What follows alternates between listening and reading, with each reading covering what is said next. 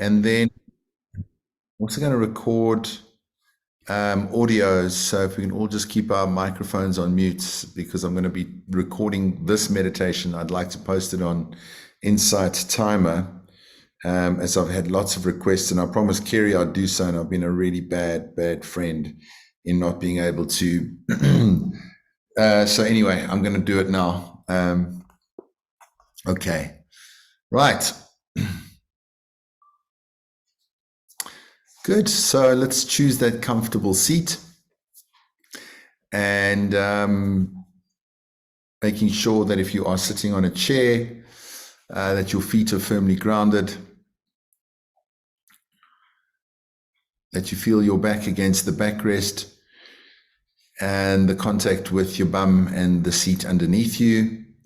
And just dropping the chin slightly. If you are cross-legged, that's also great. Just ensure that your back is reasonably straight without being too rigid. And let's enjoy 3 beautiful deep breaths, breathing in through the nostrils. Slowly exhaling it out the nostrils with control. And another deep breath in. And slowly exhaling it out the nose with control.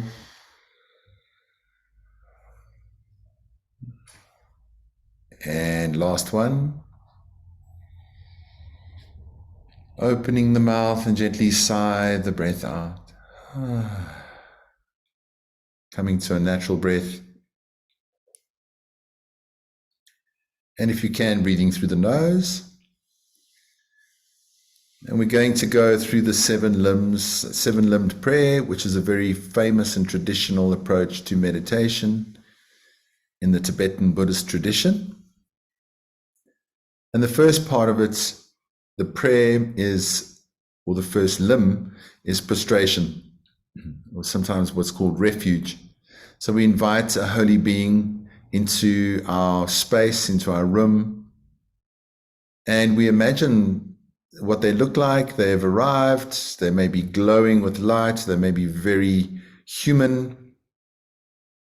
It could be a religious icon, a spiritual icon, a guide, an angel, whomever you resonate with, okay? Maybe it's like your gran that's no longer with us. Whoever you think is the most spiritual being that you've ever encountered, they are with you and they are your guide. And we prostrate to them, we bow down to them, we do 3 prostrations in our mind. As we bow down to them, we think of their good qualities. We are not worshipping them, but we're admiring them, and we take refuge in their teaching, in who they are, and perhaps a community that they have established. And as we bow, we think to ourselves, I also would like to emulate these qualities, and as they are an inspiration.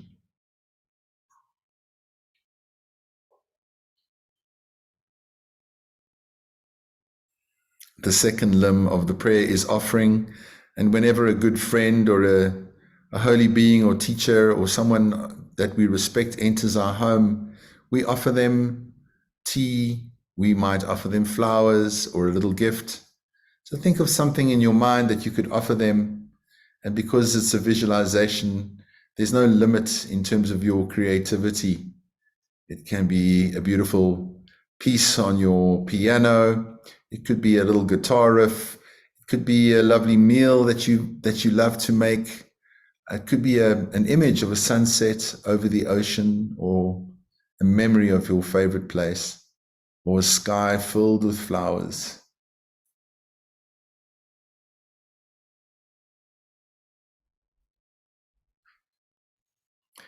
And actually, they don't need your offering. It's just really the way that we increase our karmic connection with this being, and imagine them feeling so happy for this offering.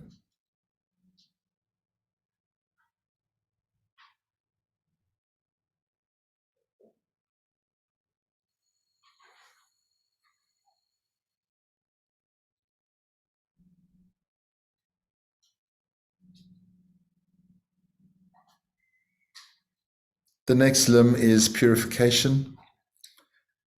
Negative karma causes us suffering, and as it ripens in our day to day, we experience whatever suffering may come to us: disappointment, grief, loss, anxiety, illness, obstacles, in the form of this negative energy that comes from past karmas. And the way that we purify these past karmas is by employing something called the four powers, namely regretting what we've done. So think of something in the last week or 2 weeks where you didn't really think it was a good idea to do it, but you did it anyway. You said it, you thought it, and you're not very proud of it. It's a regret. It's not guilt. We don't carry it with us. We regret it as if we've ingested poison and we go, "Ah, that was dumb."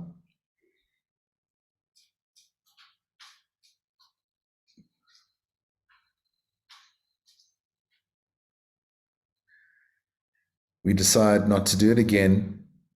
And if it's not possible, then we can set a time period. I won't do it again for today. Tomorrow, I don't know, but for today, I won't do it. We don't want to be making false promises, especially to the being that we've invited into our space.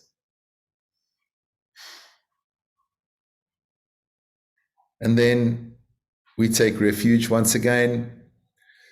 We realize that by asking and requesting for our guides or our holy being to help us, this actually happens, and they do.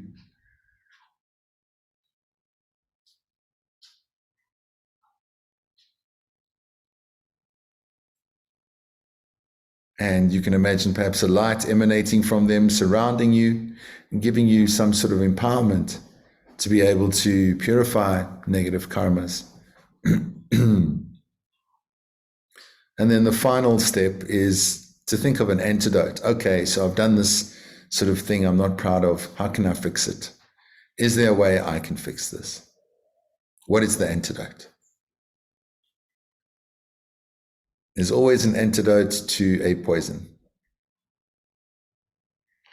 And these are the four powers of purification that will completely purify that particular karma or any other karmas that you might be committing that are going to cause problems for you in the future. The next limb is rejoicing, is looking at your holy being in the eye and saying, you know what, I know I've done a few negative things, but I've done a lot of positive things too. I'm winning at certain things in my life where I've helped others.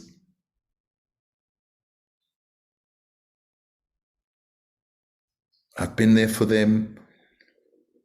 Maybe I've given them materially or emotionally or whatever support that I could have offered.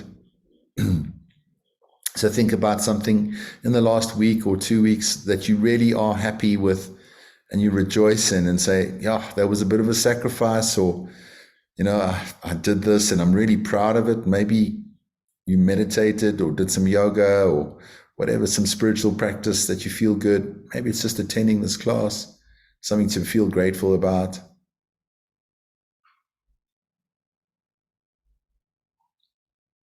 And share this with your holy being. I'm just so happy. And when we do this, we replant those karmas. This is a trick to accumulating really vast quantities of goodness, is to just think of it again and replant the seed. So as if you've done it again. By now, it should be making you feel a bit lighter and happier. Gratitude, appreciation, and rejoicing are always good for our mental health. The next one is the fifth part of the prayer, which is asking your holy being or your holy teacher to stay in your life and not to disappear. The karma for having a teacher runs out if we don't request, if we don't plant more seeds for having teachers in our life. So by asking this holy being to stay in our life, we are planting more seeds to see teachers. And then the sixth part is for them to please continue teaching, to continue to turn the wheel of the Dharma. And we may learn in many ways, in the shape of books or maybe a documentary or audio podcasts, maybe a live teaching. These are all different ways that we learn and grow and get teachings. Sometimes we get teachings from the most random of things.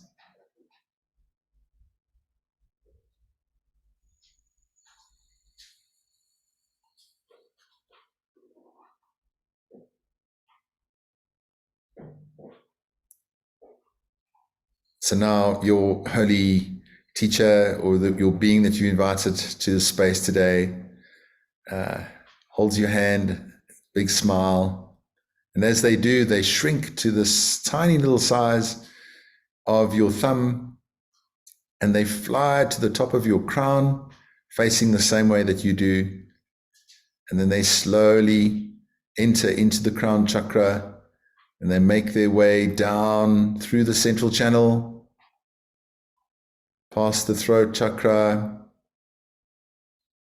until it reaches your heart. And at your heart, you've created a beautiful space for them, a lovely sanctuary, comfortable space where they can rest at your heart center, in your heart chakra. And their radiance and their effect is felt throughout your entire body and your mind.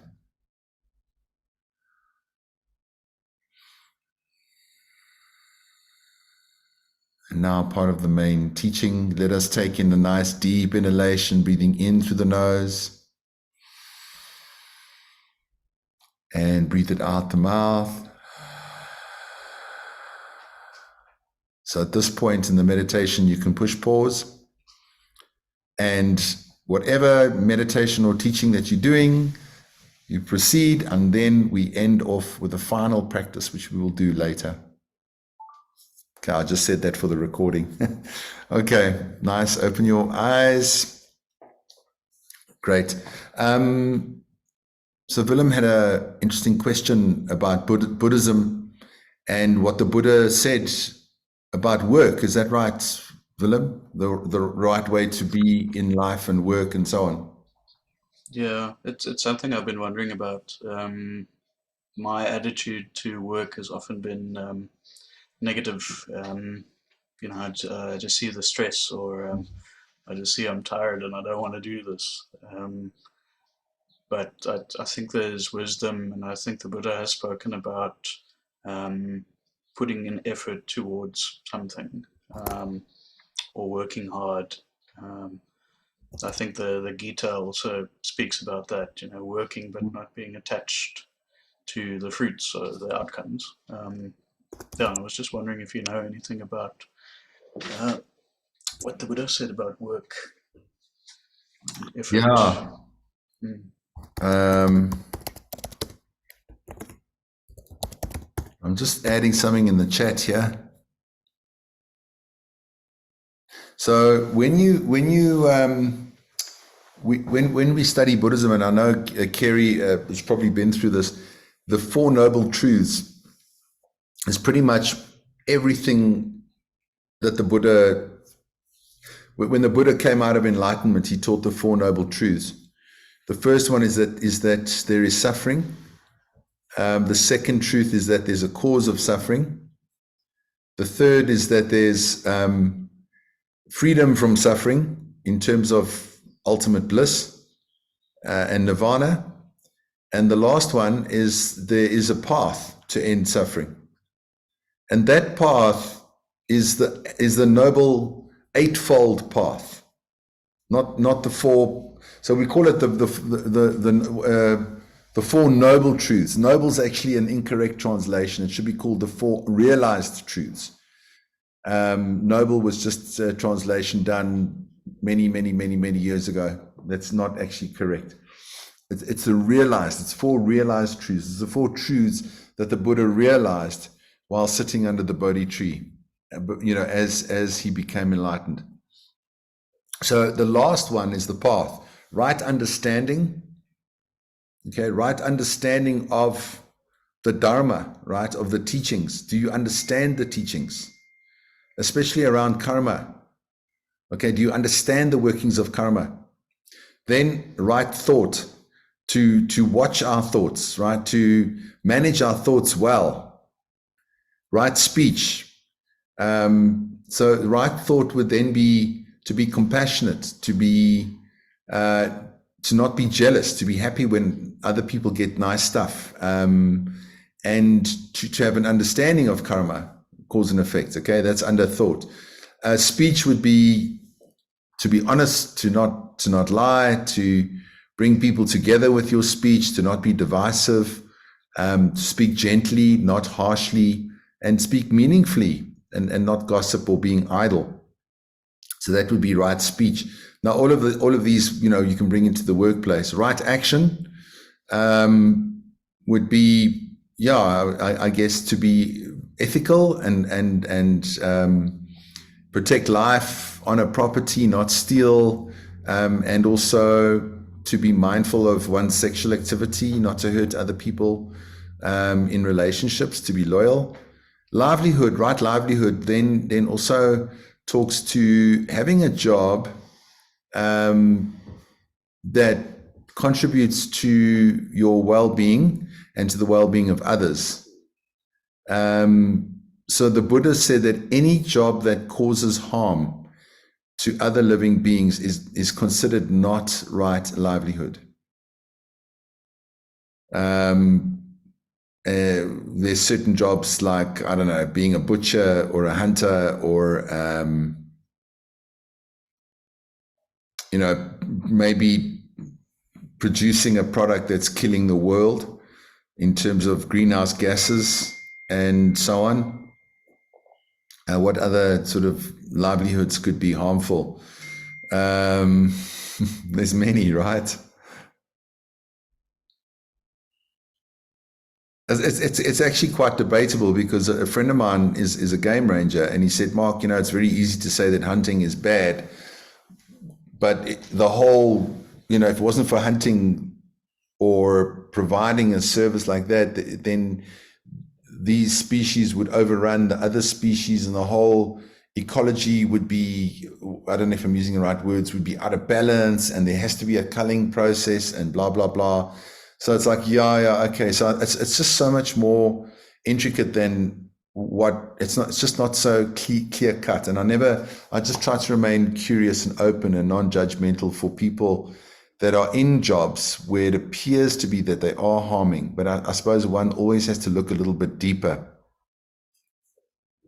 Maybe it's up to that person to figure out if it's ethical for them or not. Yeah. I mean, I've got a friend who their family owns a game farm, and they have hunters come onto the farm and shoot the animals, and that's how they make a living, and they do very well from it. I don't know. I mean, I just can't judge. I can't judge. What sort of community does it feed, look after, etc., etc. I don't know. So these things also vary, but if you look at your job and you think, wow, I'm actually causing illness, or I'm causing harm to other living beings, then that is a job to reconsider in terms of livelihood. I was in the printing industry, and I used to go through reams and reams of vinyl. Like, you make a mistake on a print job or whatever, and it's just like the amount of trash that I used to accumulate was staggering, and I always felt terrible about that. And so I tried to purify that karma of producing absolute massive amounts of garbage and waste in terms of that vinyl. Anyway, I didn't see that really as being good in terms of livelihood. Sometimes in advertising, I was in advertising, people lie, people exaggerate, people maybe you're doing it. I know I was working with a guy, Kerry, you remember Jade Holing. he refused to do retouching on McDonald's burgers because he had an ethical problem with McDonald's. So he was like, I'm not working on this job, this is McDonald's and they want me to do retouching. I won't. Find somebody else, So he had values around that. My friend Grant Nash was a celebrity DJ on 5FM and 94.7. And then he didn't agree with the advertising campaigns, that required him to promote the sale of meat because he's vegan. So he decided, he said, guys, I can't be a DJ anymore. So he gave up his celebrity status, which is quite a big thing, Now nobody knows his name. He could have gone on to be one of the biggest names in the country in terms of radio personality, and he was, but now nobody knows because he hasn't been on radio for 12, 13 years, right? So, I admire that. I admire Grant's ability to stick by his moral code. He's also Buddhist. He's a great Buddhist practitioner. I guess anything that disturbs other people's minds or twists their mind from being ethical and kind, whether it's content that we're creating, maybe video content or something like that, could also, fall under that category. So I don't know. Any other questions on that or comments? Aggie, you're a teacher. You're a teacher, Aggie, aren't you? I'm having tech problems. No, I do work at a school, but I run the admin team at the school. Okay. I remember you being with the school. Yeah. Yes. Yeah. Well, good memory, Mark. Nice one. Yeah. Okay, cool. Well, that's a beautiful job.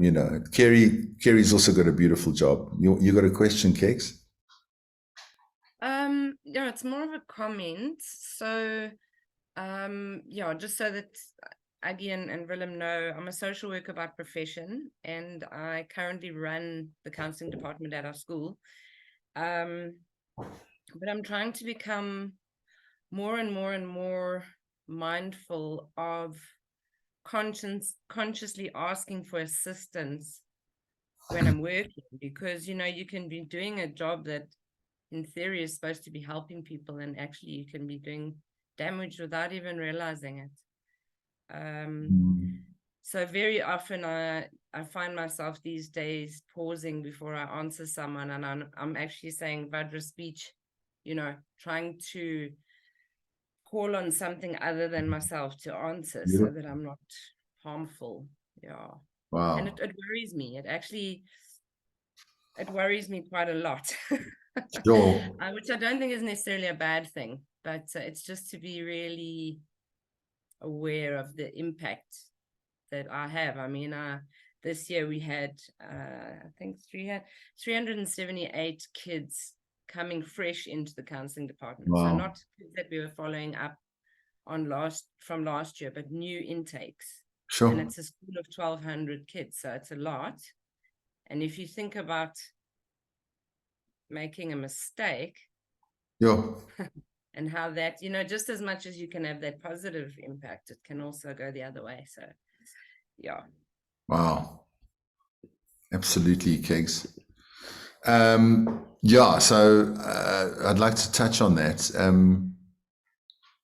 So the weight of karma, apparently, according to, I don't know, my teacher managed to work it out.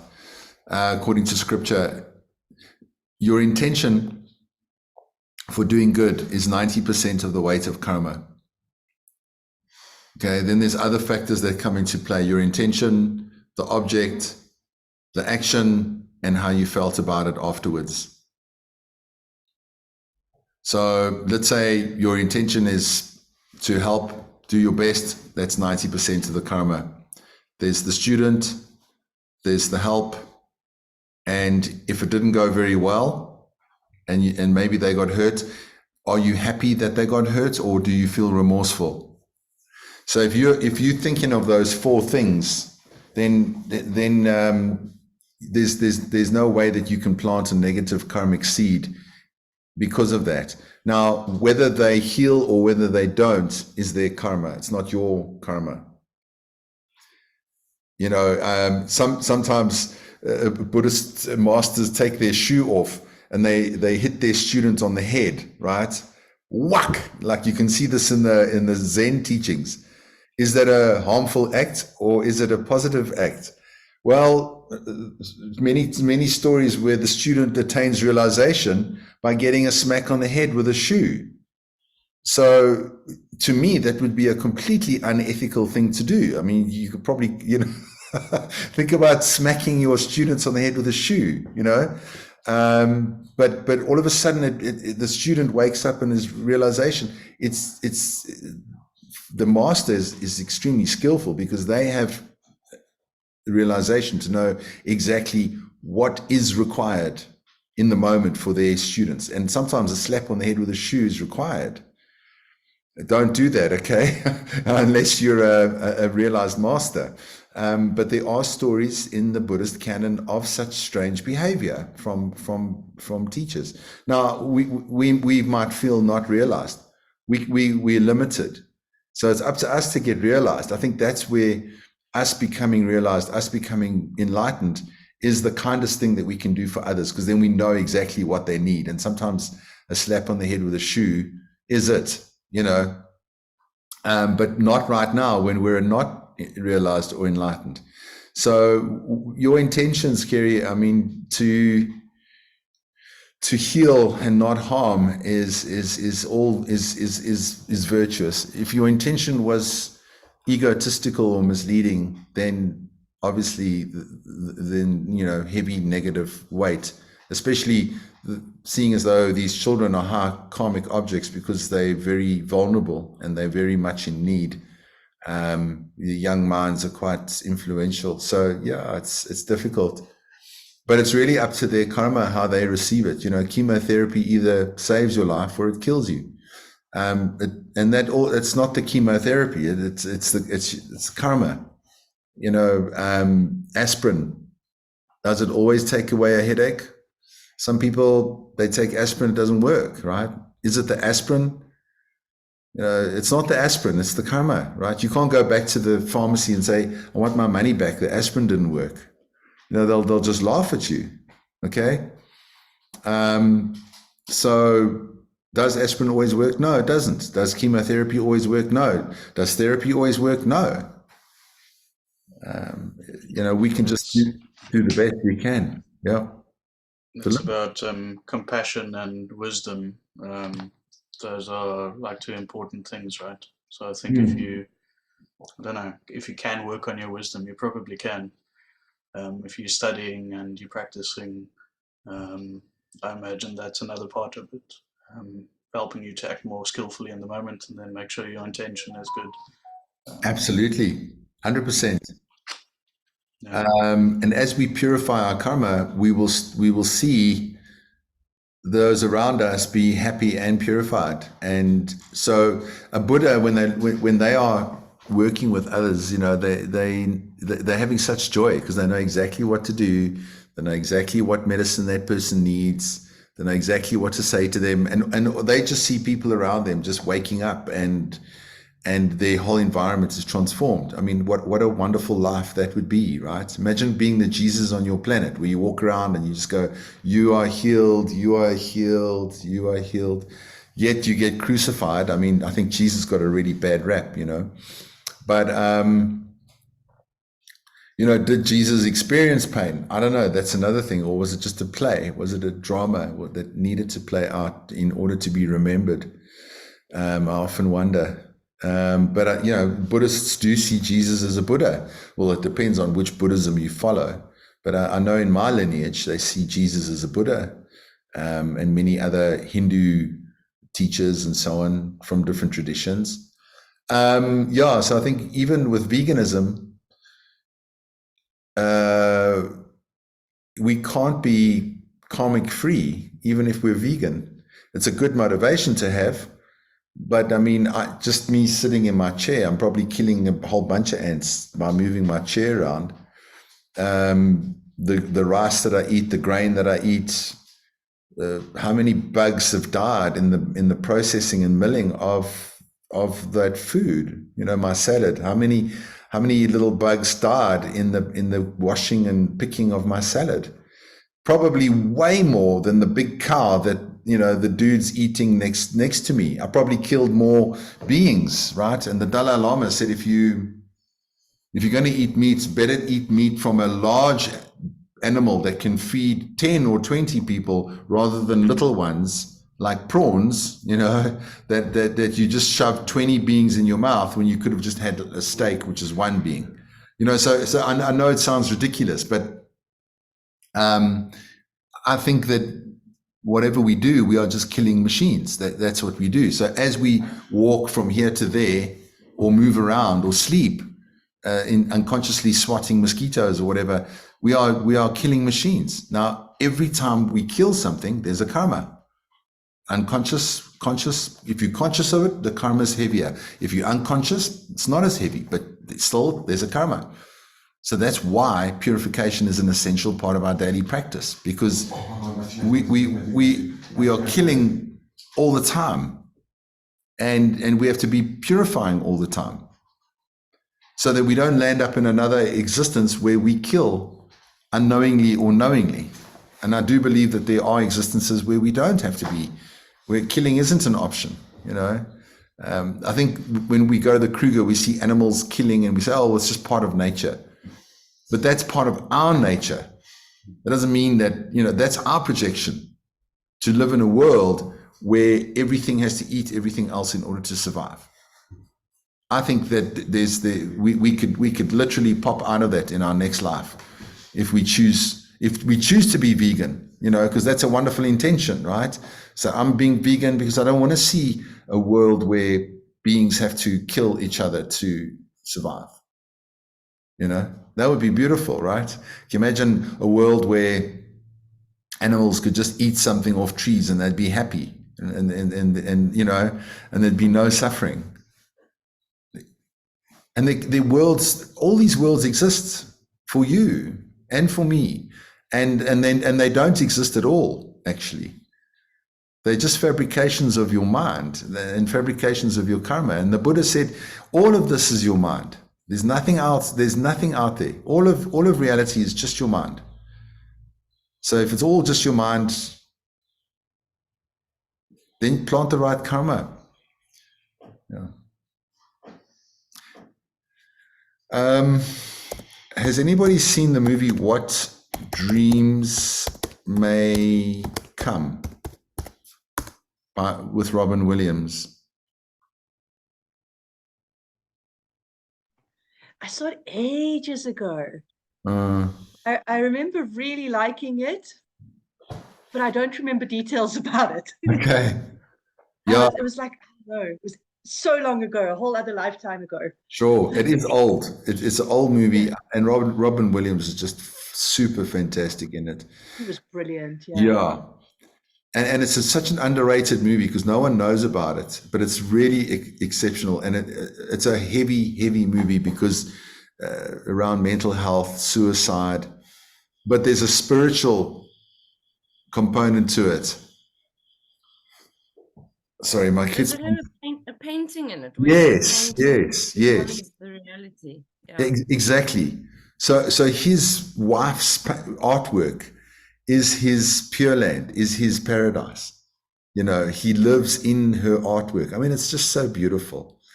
I'm not going to spoil anymore. You need to go and see it. And the movie shows you how your paradise, your heaven, is totally yours and subjective. And that's a Buddhist, very much the Tibetan ideal of how we create, in the same way that my world is completely different to your world and your experiences. You know, we just have the shared karma to experience a similar kind of a world, you know, with cars and food, but I honestly have no idea how you're experiencing your world at all. And I think it's good to think like that, because if I know how you're experiencing your world, then that puts me into a fixed mindset state of mind. where, you know, I'm going to judge you because you don't behave like me, and so on and so on.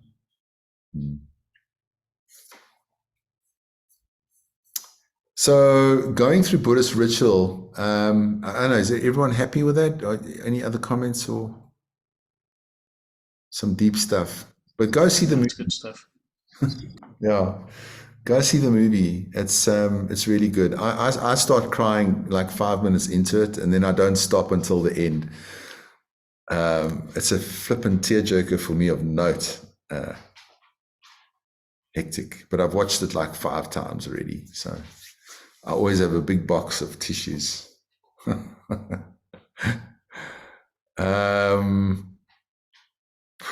Yeah, it's a big one.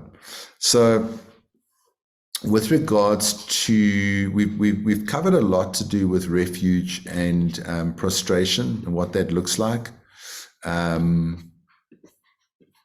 We spoke a lot about Om Ahung mantra, purifying mantra, Om chakra, crown chakra, Ah throat chakra, Hung heart chakra.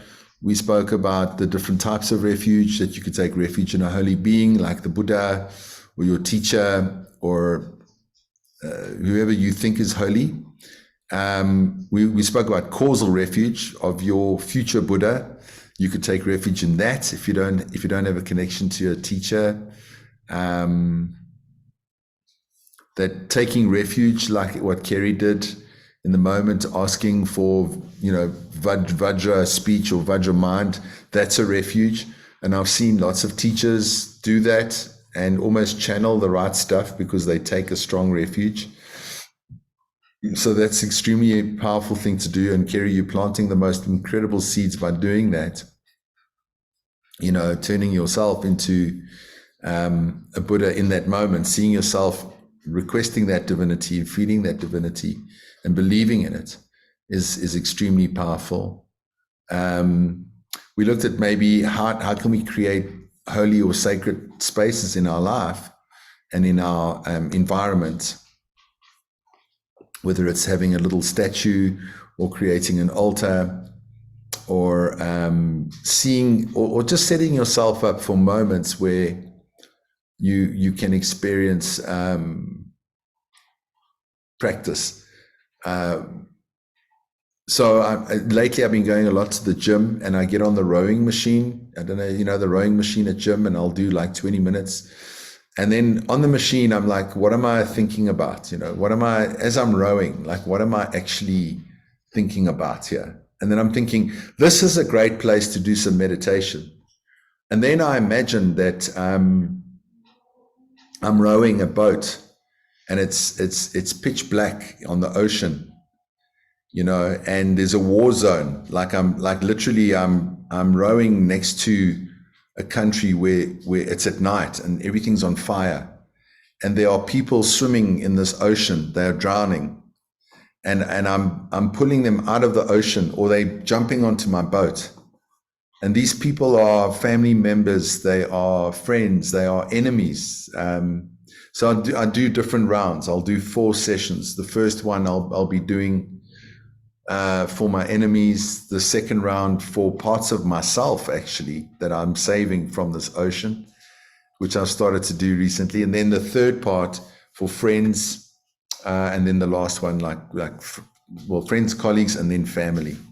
So I'll just imagine that I'm rowing, and that at the end of my 20 minutes, I enter into a pure land. That my boat sort of moves into this divine place where everyone's saved and free from reincarnation and suffering, you know. So there's a beautiful practice to do on a rowing machine. You can make it your own, you know. Do you see that as a purifying, a karma sort of purification thing, or how do you approach that? Yeah, I mean, it completely is. Like any spiritual practice is a purification, and any spiritual practice is also planting new karmic seeds. So, for example, Kerry knows a certain meditation called Vajrasattva, which is all about purification.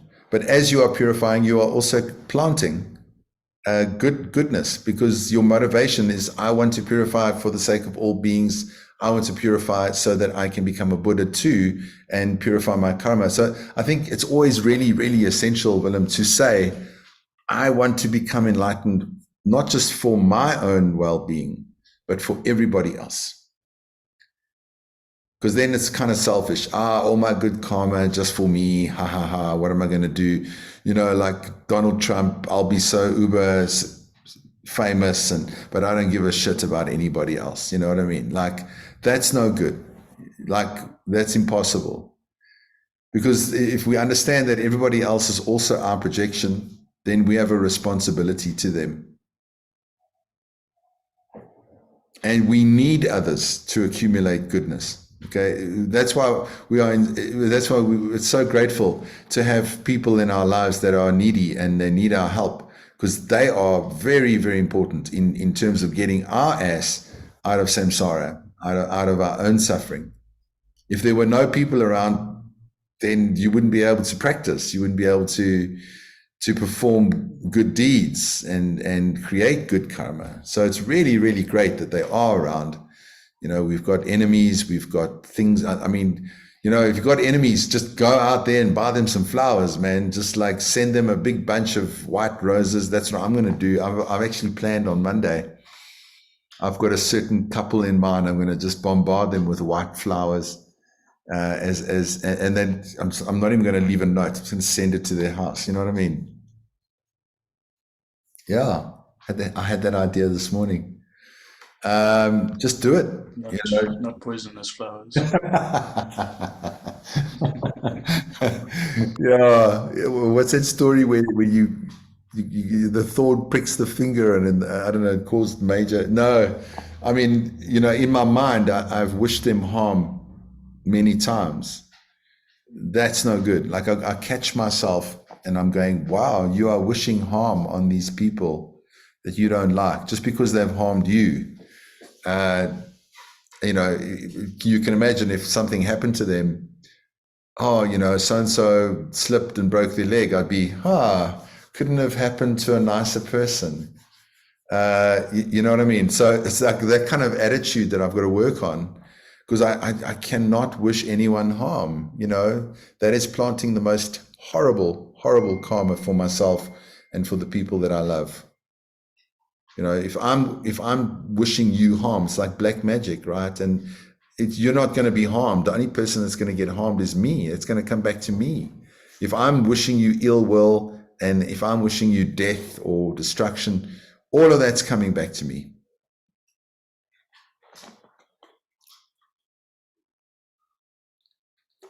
You know, if I'm supporting an effort that is slaughtering and murdering people, all of that's coming back to me.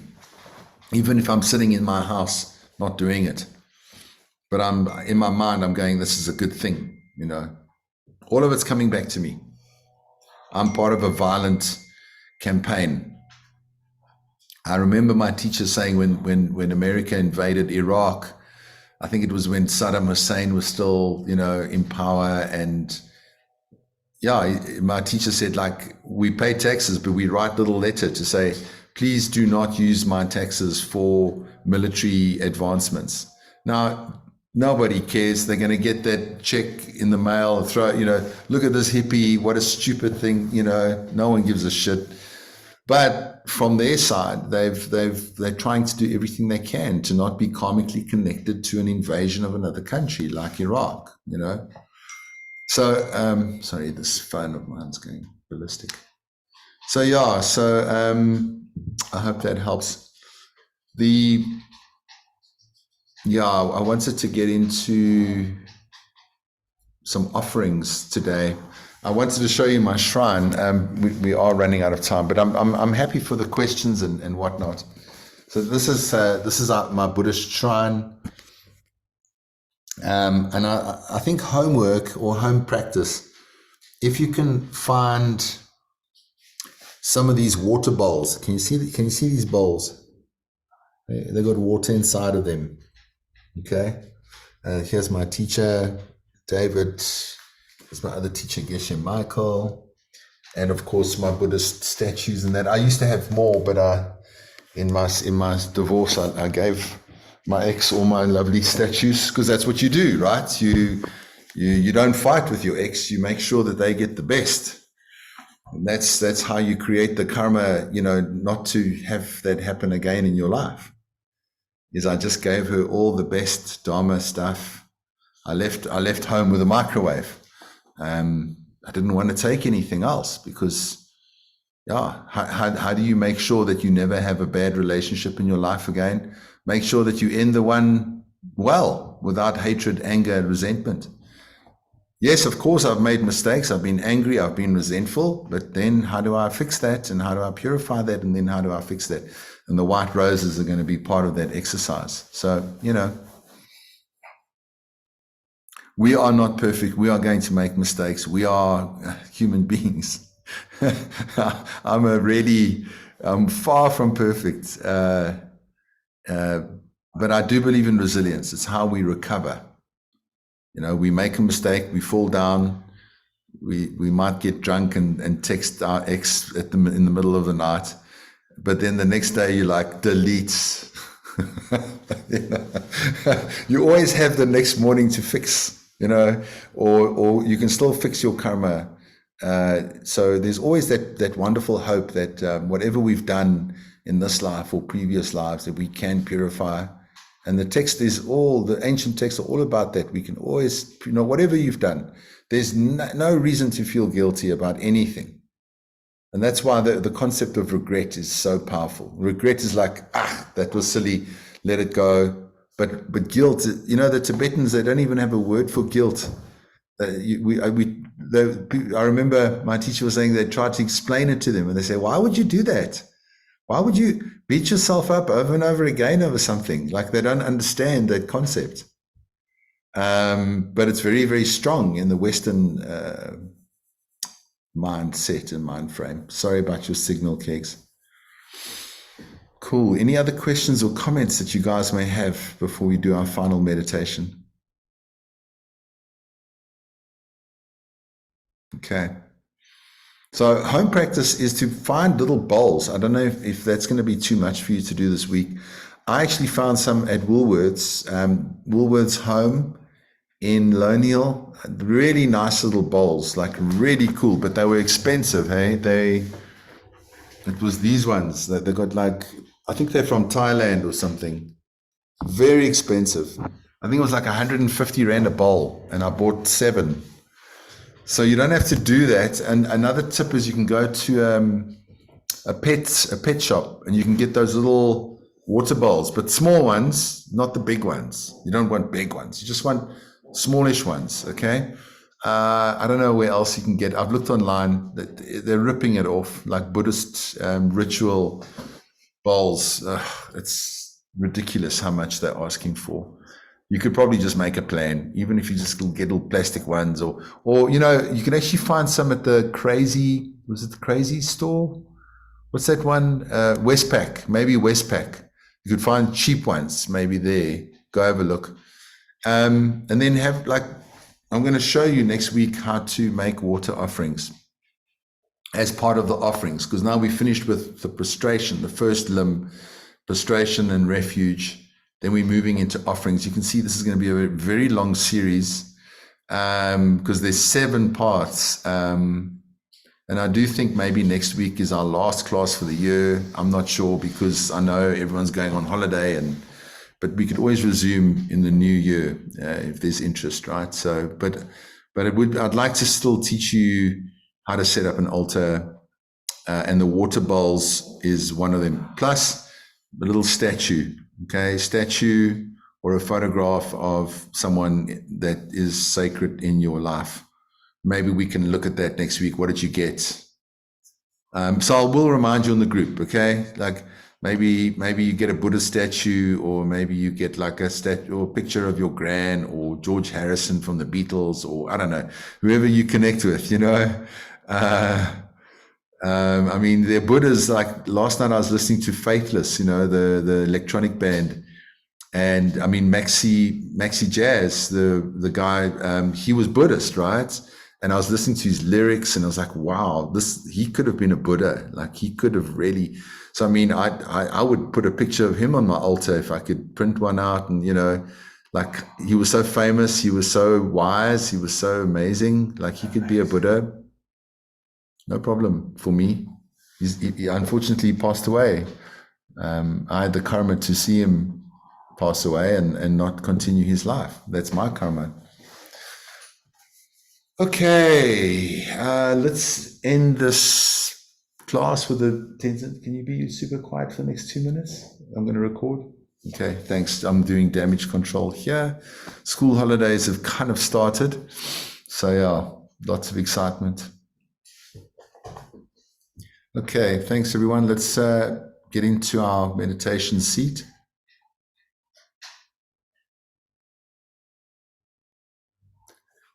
Okay, so after our teaching or main body of meditation, we connect with that enlightened being at your heart center, the size of your thumb.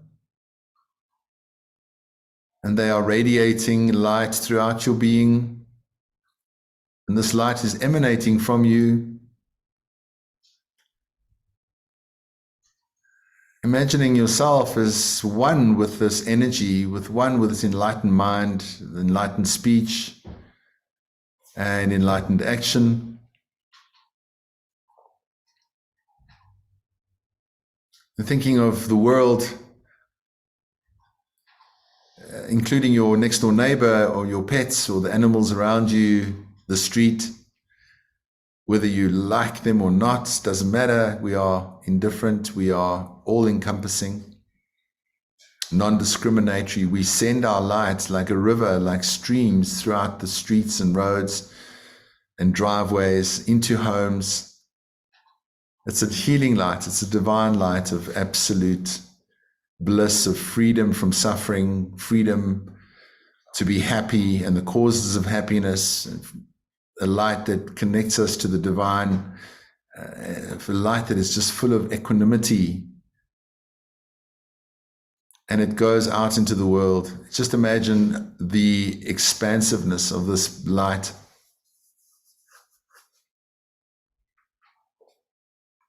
Wouldn't it be wonderful to heal the whole world, and starting with ourselves and our families and our friends, and then let it spread like a web throughout the world.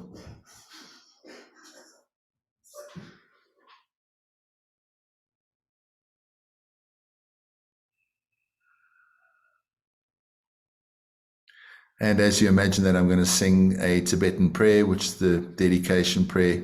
The dedication is, may I become a Buddha, an enlightened being, for the sake of all beings.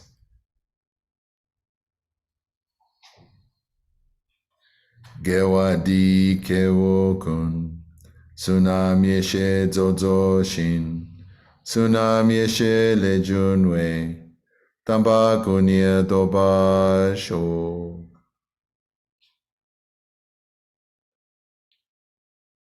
May the precious and sublime awakened mind arise in those where it has not arisen, and where it has arisen, may it never cease, but continue to expand forevermore.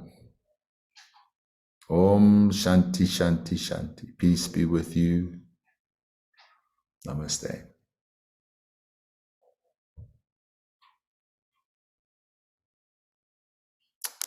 Cool. There we go. Thanks for joining the class, everyone. And I will be posting on YouTube for those that are watching. And yeah, let's have another class next week, and then we'll call it today for this year, and then we'll start up again in the new year. Okay. Thank you, guys. Awesome. Thank you, Mark. Take care. Thank you. Thank you, Mark. Pleasure. Thanks. Thanks, Willem. Cheers, Kerry. Cheers, everyone. Bye.